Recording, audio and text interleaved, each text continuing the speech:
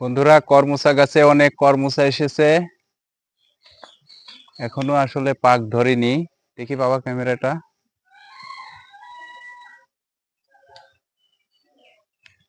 এই যে করমচা একটু একটু লাল হয়েছে,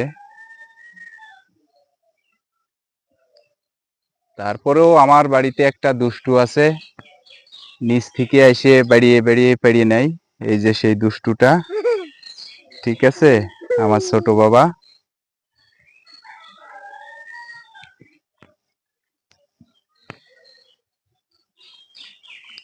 মরিয়ম খেজুর 1 বছর হলো চারাটা আমি লাগাইছি, অনেকগুলা চারা আছে এখানে, দেখতে পাচ্ছেন আপনারা।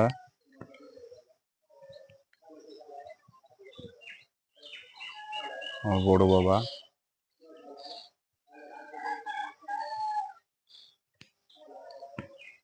বন্ধুরা, এটা আসলে জাম গাছ।